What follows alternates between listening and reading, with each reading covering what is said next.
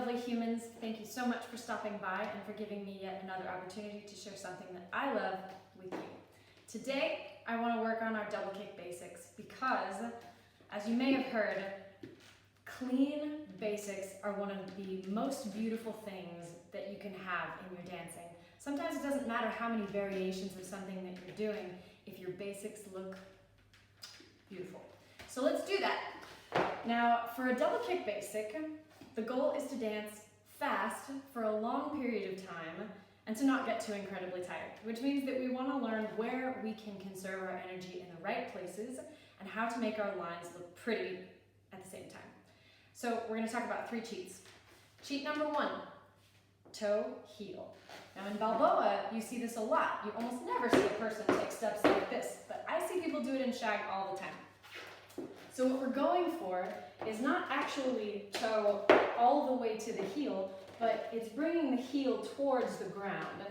If you'd like to practice this, you can practice it and try to make sure that you don't hear your heel clacking at the end. Huh? So we have toe heel, toe heel, toe heel, toe heel, toe heel. And the idea is not to bring your head up and down like this, because that means that you're falling. We want to keep it nice and controlled. Second cheat, sliding the feet out from under you.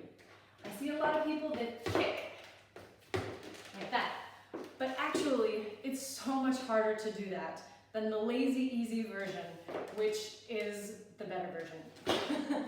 So what we're going to do is when we shift our weight, toe heel, we're going to slide the foot out from under us and make sure to keep that foot flexed to keep a beautiful line. So if you want to try that with me, it's toe heel. Now, usually I'm going to try and avoid bringing my heel to the floor again, as I mentioned, because the second that you do that, for example, in a turn, if you're turning and you drop your heel, all of a sudden you're immobilized. So with Shag, we like to move around a lot, and I don't want to be immobilized. So practice that.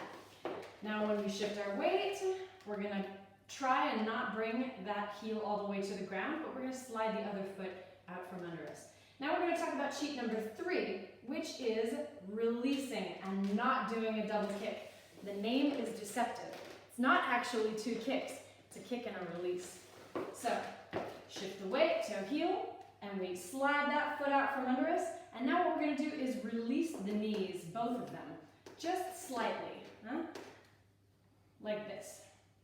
So when I release my knee and then straighten my leg out again with that foot in a flexed position, it makes it look like I've done 2 kicks, but I haven't.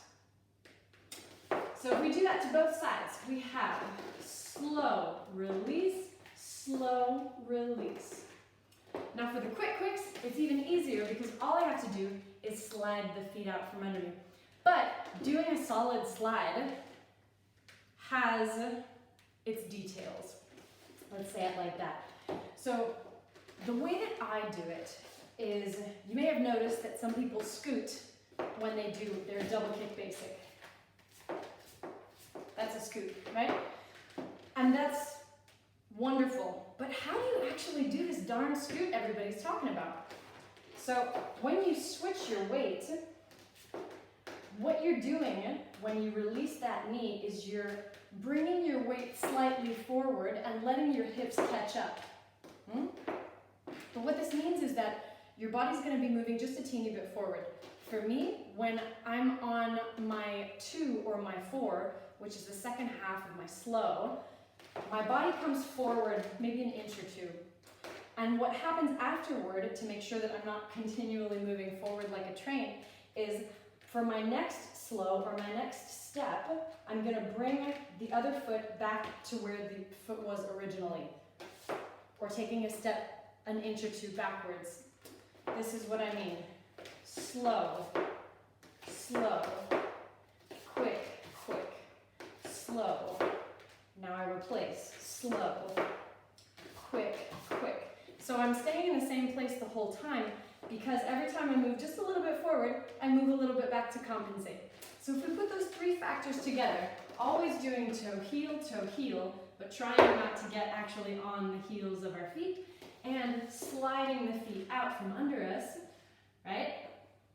Then we have a combination that enables us to dance really quickly and enables us to conserve our energy so that we can rock out all night. So it should look something like this. Slow, slow, quick, quick, slow, slow, quick, quick, slow, release, release, release, release, release, release. And then you can start to make it faster.